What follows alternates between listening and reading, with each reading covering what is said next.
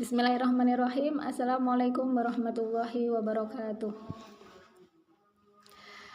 Alhamdulillahilladzi ja'alal laila wan nahara khilfatan. Asyhadu an la ilaha illallah wahdahu la syarikalah wa asyhadu anna Muhammadan abduhu wa rasuluh. Allahumma sholli wa sallim wa barik ala nabiyyina Muhammad wa ala alihi wa ashabihi ajma'in. Qala Allah Ta'ala fil Qur'anil Karim, a'udzu billahi minasyaitonir rajim. Bismillahirrahmanirrahim. Ya ayyuhalladzina amanu taqullaha wal tanzur nafsum ma qaddamat lighad wattaqullaha innallaha khabirum bima ta'malun. Shadaqallahul azim.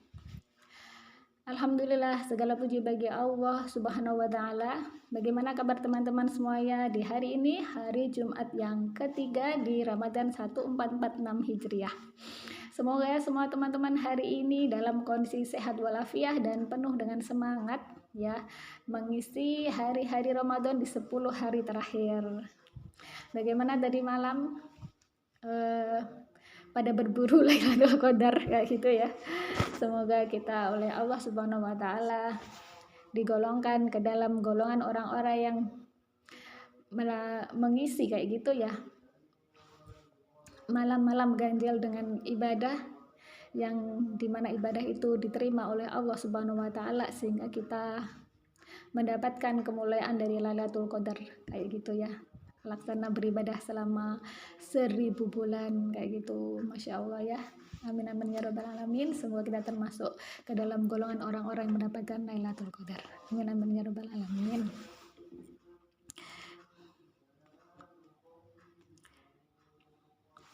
Baik teman-teman rahimakumullah, kita hari ini lanjut ke kisah berikutnya ya, yaitu kita berarti ini sudah sampai ke kisah yang ke-6 teman-teman ya.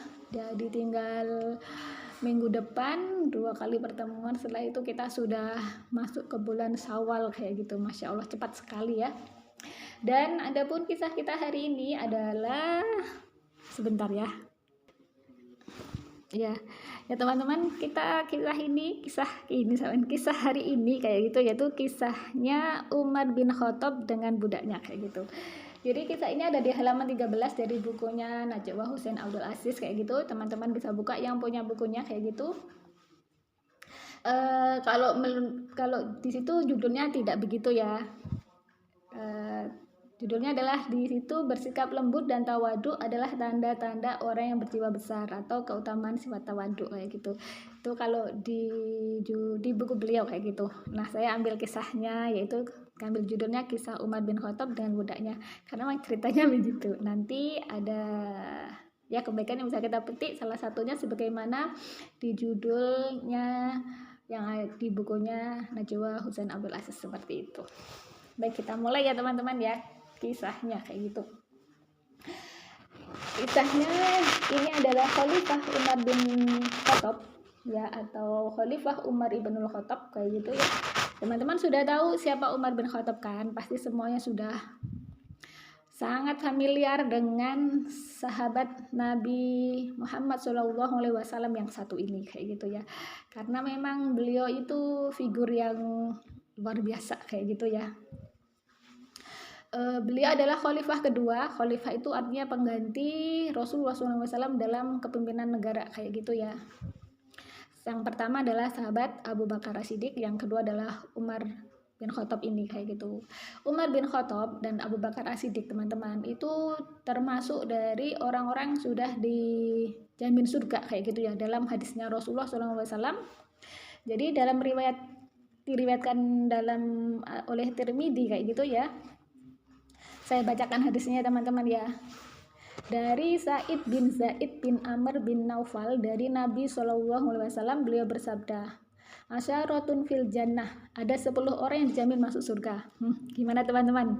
Ini yang ngendikan kayak gitu ya, itu adalah Rasulullah langsung kayak gitu loh. Sudah langsung disebut. Jadi kalau Rasulullah menyebut itu berarti bukan nafsu beliau, tapi ini adalah benar-benar petunjuk dari Allah Subhanahu wa Ta'ala. Sudah dijamin surga, bayangkan teman-teman ya. sudah dijamin surga. Itu siapa aja 10 itu ya. Rasulullah SAW bersabda, Abu Bakrin, yaitu Abu Bakar, fil jannati, masuk surga, kayak gitu. Wa Umaru fil jannati, dan Umar masuk surga. Wa Utsmanu wa Aliyu wa Zubairu wa Talhatu wa Abdur Rahmani wa Abu Ubaidata wa Sa'adu bin Abi Waqqas. Kalau saya terjemahkan ya. Jadi kan Abu Bakar masuk surga, Umar masuk surga, Ali masuk surga, Utsman, Zubair bin Awam maksudnya, Utsman bin Affan kayak gitu tadi, Tolhah, kemudian Abdurrahman bin Auf, Ubaidah, Sa'ad bin Abi Waqqas, sudah dijamin masuk surga. Terus kemudian teman-teman, yang ke-10 itu adalah yang meriwayatkan dari tadi, yang meriwayatkan hadis itu Sa'id bin Zaid kayak gitu. Gimana ya, gimana teman-teman ya, perasaan mereka waktu mendengarkan ini kayak itu. Jadi langsung disampaikan oleh Rasulullah SAW bahwasanya dijamin masuk surga. Tapi teman-teman, ketika sudah mendapatkan berita mereka dijamin masuk surga kayak gitu ya, ternyata mereka itu setelah sepeninggal Rasulullah itu tidak kemudian alah layah-layah leha-leha ngapain beribadah kan udah dijamin masuk surga, nggak begitu kayak gitu loh.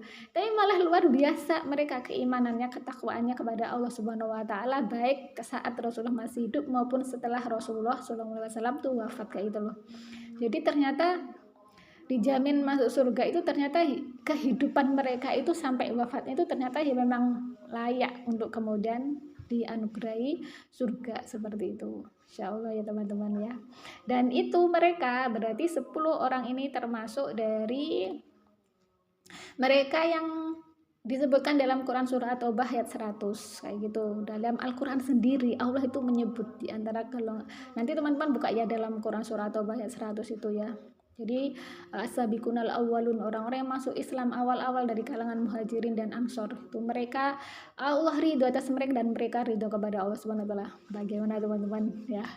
Dijamin loh mereka sudah diridhoi Allah dan mereka pun juga ridho kepada Allah Subhanahu wa taala. Begitu ya ternyata kehidupan mereka, orang-orang yang sudah dijamin itu terus istiqomah dalam keimanan. Kalau kita yang belum dijamin berarti harus berikhtiar, berusaha untuk kemudian beramal soleh untuk bisa menggapai ridho dan surganya Allah Subhanahu wa taala kayak gitu. Nah, lanjut lagi. Itu Umar bin Khattab itu teman-teman dia punya gelar Al-Faruq. Artinya apa? Dia itu adalah tegas dalam membedakan mana yang hak dan yang batil. Ya, memang salah satu sifatnya Umar bin Khattab itu dia adalah tegas dan juga keras, tapi dalam yang hak, membedakan yang hak dan yang batil itu mana itu tegas beliau, makanya dia mendapatkan gelar Al-Faruq seperti itu. Tapi dibalik itu dia memiliki sifat lembut dan tawadu kayak gitu ya. Dan bahkan di zamannya Umar bin Khattab pula beliau yang menetapkan mulai adanya kalender hijriyah yang menetapkan bahwasanya peristiwa hijrahnya Rasulullah SAW itu sebagai tahun hijriyah kayak gitu ya. Itu adalah di masanya Khalifah Umar bin Khattab kayak gitu. Nah, sekarang balik lagi ke kisahnya beliau ya. Jadi Khalifah Umar bin Khattab radhiyallahu anhu ya terkenal dengan sifat tawaduk dan suhud kayak gitu. Ini disebutkan dalam bukunya Najwa Husain Abdul Aziz begitu ya. Dia di balik keras dan tegasnya beliau, ternyata beliau memiliki sifat tawaduk. Tawaduk itu kalau dalam kamus saya lihat arti secara bahasa yaitu merendahkan diri ya. Jadi merendahkan diri berarti lawan dari sombong kayak gitu ya. Kemudian beliau juga sifatnya suhud. Suhud itu tidak berkeinginan kepada suatu, artinya dia tidak rakus terhadap materi kayak itu, tidak rakus terhadap materi itu berarti harta kayak gitu ya. Jadi itu sebagian dari sifat-sifat Umar bin Khattab kayak gitu. Kemudian pada suatu hari ya Khalifah Umar bin Khattab ini melakukan perjalanan ke negeri Syam kayak gitu. Teman-teman tahu negeri Syam kayak gitu. Negeri Syam itu sejak zamannya Rasulullah belum diangkat sebagai nabi itu salah satu daerah tujuan perdagangan beliau seperti itu ya. Dan ini ketika masanya Khalifah Umar bin Khattab negeri Syam itu sudah ditaklukkan oleh kaum muslimin kayak gitu. Jadi berada di bawah kekuasaannya Khalifah Umar bin Khattab. Nah, suatu hari beliau ingin ke sana kayak gitu. Syam itu kalau sekarang itu terbagi-bagi terdiri dari beberapa negara ya, yaitu Suriah, Palestina, Yordania, sama Lebanon kayak gitu. Itu wilayah Syam sekarang itu terdiri dari itu ya, tidak jadi satu wilayah Syam itu enggak kayak gitu ya. Nah, beliau perjalanan ke sana kayak itu teman-teman ya, bersama dengan budaknya kayak gitu. Naik apa teman-teman ya? Naik unta kayak gitu loh ya, bukan naik pesawat terbang kayak gitu ya, juga bukan naik kendaraan spesialnya apa ya, kalau sekarang itu kendaraan khusus kepresidenan kayak gitu, atau kendaraan khusus ratu atau raja gitu. Kalau saya tadi browsing itu ya teman-teman ya, apa namanya, terkait dengan kendaraan khusus yang dipakai oleh Raja Elizabeth tadi itu ya, itu yang termahal, itu harganya sampai 217 miliar. Bayangkan teman-teman, harga mobilnya itu loh ya. Jadi sekarang dia sudah wafat ya kayak gitu. Terus kemudian ada yang 11 miliar, ada yang 8,3 miliar, ada yang 7 miliar, dan berapa tadi itu saya baca terkait dengan harga mobil para presiden, pemimpin-pemimpin negara saat ini. Itu kalau misalkan dibagi kepada rakyatnya kayak itu ya, itu bisa berapa itu rakyat yang terbantu kayak gitu ya. Jadi Masya Allah, kalau Khalifah Umar bin Khattab sederhana, unta kayak itu. Umumnya waktu itu adalah kendaraannya unta gitu. Dan itu kalau unta kan tidak ada pengaman-pengamannya. Kalau mobil presiden sekarang itu mahal, kenapa? Karena anti peluru, kemudian anti apalah kayak gitu ya, dari kejahatan dari luar gitu. Ini Umar bin Khattab menggunakan pelindung Allah Subhanahu wa taala, teman-teman. Masya Allah ya. Jadi begitu sangat tawaduknya Khalifah Umar bin Khattab kayak gitu ya. Beliau pergi berdua aja gitu, nggak dikawal seperti para pemimpin-pemimpin negara saat ini, dikawal banyak kayak gitu ya, terus kemudian dilindungi dan sebagainya. Khalifah Umar nyantai kayak gitu ya, dengan budaknya pergi dari Madinah sampai ke Syam. Berapa jauh itu teman-teman, Masya Allah ya. Jadi di balik itu semua ada banyak pelajaran sebenarnya teman-teman, tapi bukan bahasan kita kayak gitu, nanti tambah melebar, waktunya nggak cukup gitu ya. Jadi kita lanjut aja lagi ke kisahnya tadi itu. Jadi Khalifah Umar ya, Khalifah Umar bin Khattab kayak gitu, beliau itu memegang jabatan sebagai khalifah, berarti dia pemimpin sebuah negara Islam pada waktu itu kayak gitu ya. Dia pergi ke Syam hanya dengan budaknya dan sama untanya kayak gitu ya. Beliau ini pertama kali khalifah mendapatkan gelar Amirul Mukminin itu ya Khalifah Umar bin Khattab ini kayak itu. Kalau Abu Bakar As-Siddiq seingat saya itu belum disebut dengan Amirul Mukminin pada waktu itu, masih sebagai khalifah kayak gitu. Tapi kalau Umar bin Khattab ini ingat saya yang pertama dari mulai beliau, kemudian khalifah berikutnya itu disebut dengan Amirul Mukminin seperti itu. Amirul Mukminin itu artinya amir atau pemimpinnya orang-orang beriman seperti itu ya. Nah, berikutnya teman-teman dengarkan ya, bagaimana ini untanya itu tidak dua loh teman-teman ya. Jadi bukannya Umar naik unta sendiri kemudian budaknya di belakangnya naik unta sendiri, itu enggak, untanya itu cuma satu. Bayangkan teman-teman, sekelas presiden loh ini naik unta cuma satu sama budaknya, gimana itu perjalanannya ya. Ternyata teman-teman, jika sampai giliran Umar radhiyallahu anhu yang menaiki unta, maka budaknya berjalan kaki beberapa waktu sambil memegang tali kendalinya. Gitu, gantian ternyata. Ketika Umar bin Khattab radhiyallahu anhu yang menaiki unta, budaknya yang menuntun tali kekangnya kayak gitu. Setelah itu mereka berganti posisi, Umar turun dan berjalan kaki beberapa waktu sambil memegang tali kendali, sedang budaknya naik di atas unta. Masya Allah, bayangkan teman-teman, khalifah, presiden, raja kayak gitu ya, nuntun unta, budaknya di atas unta kayak gitu. Apa ada sekarang presiden yang begitu? Apa ada? Wajar kalau kemudian beliau adalah diridhai oleh Allah dan dijamin surga. Sedemikian ini kayak gitu ya. Ini belum keutamaan-keutamaan yang lain kayak gitu ya. Jadi tuh dari dari Madinah sampai Sam, bayangkan teman-teman. Ya Allah, gitu ya. Begitu seterusnya mereka saling bergantian naik ke unta sampai mereka hampir sampai di negeri Sam. Masya Allah. Ya Allah kayak gitu ya. Jadi saya terharu teman-teman, maksudnya itu segitu gitu loh ya. Khalifah Umar bin Khattab ya, yang dijamin masuk surga diridhai oleh Allah, itu segitu ketika menjadi seorang khalifah kayak gitu ya. Ya, semoga para pemimpin ya yang ada di negeri ini kayak gitu ya bisa meneladani ketawadukan para khalifah kayak gitu ya. Bagaimana pengaturan-pengaturan mereka ketika menjadi seorang pemimpin sebuah negara kayak gitu, sehingga mereka itu dicintai oleh rakyatnya ya, dan mereka juga mencintai rakyatnya kayak gitu. Itu pemimpin yang dicintai dan mencintai rakyatnya itu, yang itu insya Allah bisa membawa berkah kebaikan dunia dan akhirat kayak gitu atas kemampuan dia.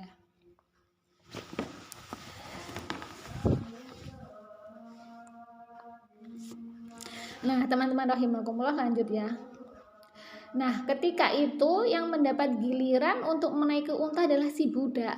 Tuh kan, ini sudah hampir Sam, terus yang terkena giliran itu si budaknya yang harus di atas gitu ya. Maka si budak naik ke atas unta, sedangkan Umar berjalan kaki sambil memegang tali kendalinya. Ketika Umar radhiyallahu anhu tengah berjalan, ia melihat kolam air. Kemudian ia turun ke kolam air tersebut sambil memegangi tali kendali dan menyelipkan sandal di ketiak sebelah kirinya. Jadi ini ceritanya itu ketika gilirannya budak di atas unta, Umar bin Khattab tadi itu melihat sumur, kemudian beliau itu mendekati sumur itu ya, kolam air itu, terus kemudian tali kendali si untanya tadi itu tetap beliau pegang kayak gitu ya, tidak kemudian beliau lepas. Jadi beliau itu tetap amanah, waktunya giliran aku yang harus memegang tali kendali dan si budak itu di atas unta. Masya Allah, berarti beliau yang mengambil air tadi itu teman-teman ya, dan budaknya itu tetap di atas untanya. Kita mau ngomong apa kalau sudah seperti ini kayak gitu? Kita sangat jauh sekali dari sifat dari orang-orang yang telah Allah ridhoi kayak gitu ya. Kita nggak ada apa-apanya gitu. Lantas layakkah kalau kita itu kemudian mengharap bisa dijamin surga kayak gitu, kalau kita masih jauh sekali dari sifat-sifat orang-orang yang telah oleh Allah jamin surga kayak gitu. Sampai segitu teman-teman. Dan teman-teman ketika melakukan hal itu ya, pas kondisi seperti itu loh ya, itu beliau didatangi oleh Abu Ubaidah ibnu Jarrah ya. Jadi Abu Ubaidah ibnu Jarrah itu adalah dia pemimpin negeri Sam waktu itu kayak gitu ya. Sekarang bisa disebut dengan gubernur Sam waktu itu, wilayah Sam kayak gitu. Jadi Khalifah Umar bin Khattab itu ketika menjadi jabat sebagai khalifah, beliau itu memiliki beberapa gubernur kayak gitu ya. Untuk wilayah Kufah itu dipimpin oleh Sa'ad bin Abi Waqqas. Terus kemudian untuk wilayah Basrah seperti yang kemarin kita bahas itu, Basrah didirikan oleh sahabat Utbah bin Ghazwan. Maka Utbah bin Ghazwan inilah yang kemudian menjadi pemimpin untuk wilayah Basrah kayak gitu. Terus kemudian Abu Ubaidah ibnu Jarrah itu wilayah Sam. Terus kemudian Amr bin Ash itu wilayah Mesir. Itu adalah beberapa, kalau bila kita sebut dengan gubernurnya Umar bin Khattab pada waktu itu kayak gitu ya. Jadi melihat kondisi itu, melihat yang dia lihat Abu Ubaidah ibnu Jarrah gubernurnya Sam tadi itu, ya kaget kayak gitu ya. Dan teman-teman seperti yang tadi saya sebutkan ya, kan tadi yang dijamin masuk surga ada Ubaidah. Nah, ya Ubaidah itu maksudnya Abu Ubaidah bin Jarrah ini kayak gitu, yang termasuk 10 sahabat yang dijamin masuk surga tadi itu. Dia menjadi gubernur wilayah Sam kayak gitu. Kemudian lanjut lagi ya. Kemudian Abu Ubaidah bin Jarrah itu berkata kepada Umar bin Khattab, "Wahai Amirul Mukminin, para pembesar negeri Sam akan keluar menemuimu. Alangkah tidak layaknya jika mereka menyaksikanmu dalam kondisi seperti ini."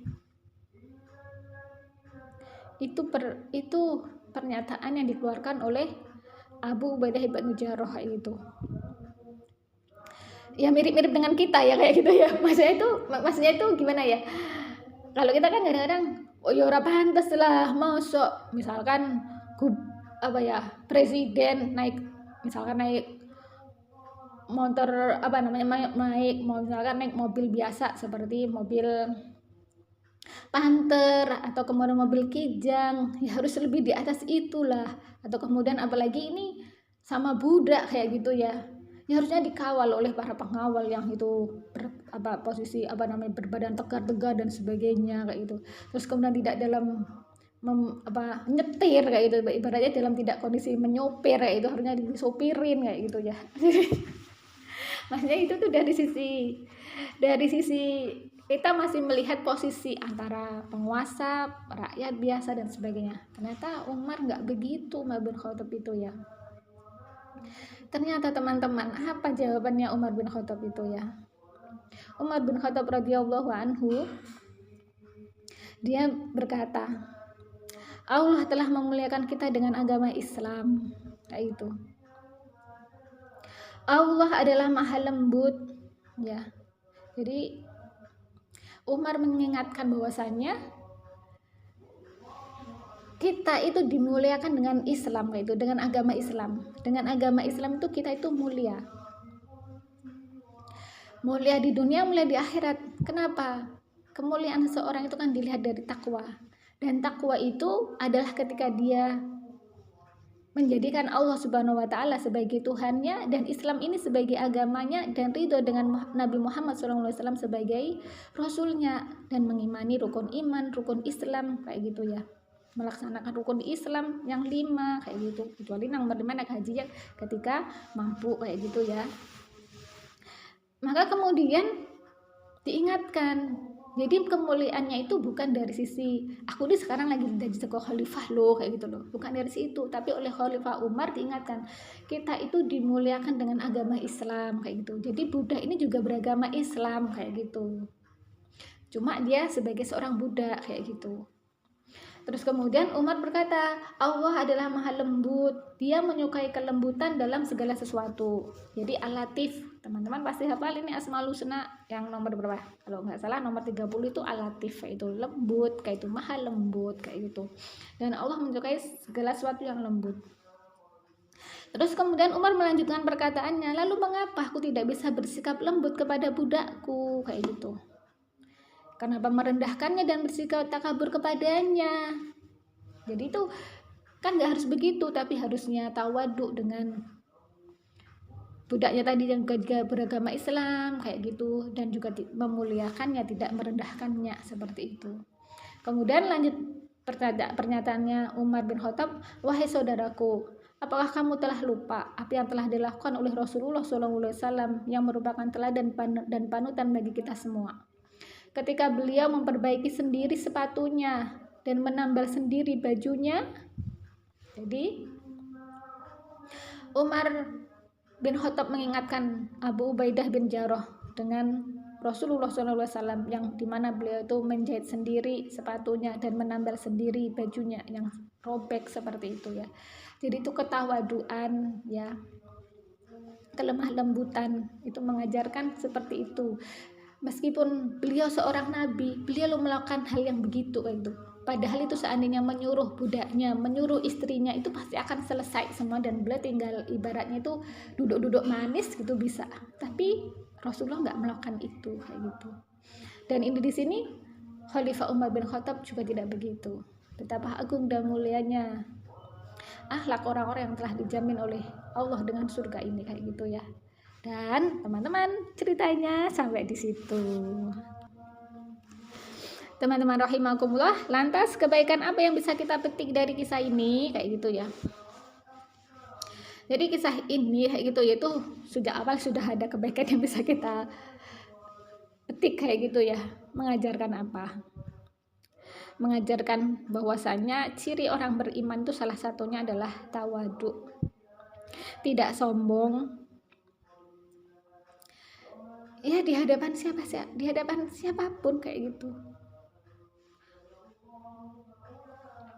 Nah, terkait dengan ini ada ayat dari Allah Subhanahu wa taala. Sebentar ya, saya bagikan slide-nya. Nah, itu teman-teman, slide-nya yaitu Quran surah Al-Furqan ayat 63. Di situ Allah Subhanahu wa taala berfirman, "A'udzubillahi minasyaitonirrajim. Bismillahirrahmanirrahim.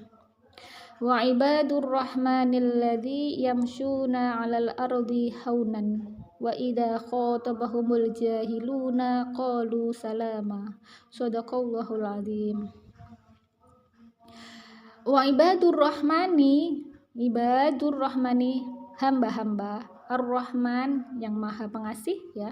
Ibadur Rahman itu mubtada yang bentuknya adalah mudhaf ilaih ya.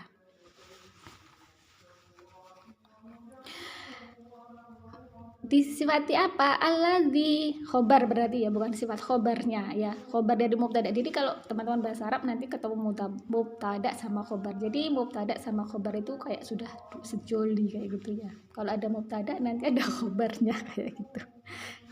Ya ini saya menyampaikan itu biar apa yang telah saya pelajari itu nggak hilang gitu teman-teman, sedikit-dikit kayak gitu ya. Saya pakai kayak gitu ya. Alladzi ya itu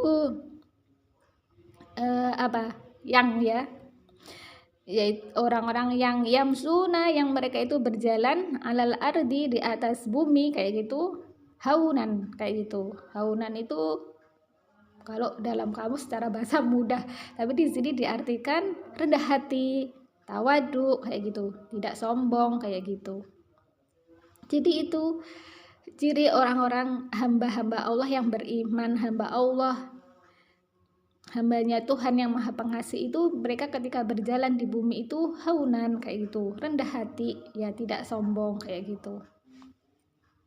Wa idza khatabahum, dan jika khatabahumul jahilun ya, dan jika ya al jahiluna, orang-orang jahil, orang-orang bodoh itu, khatabahum menyeru mereka, qalu, maaf teman-teman, maksudnya saya membacanya tadi itu untuk memudahkan mengartikannya gitu ya.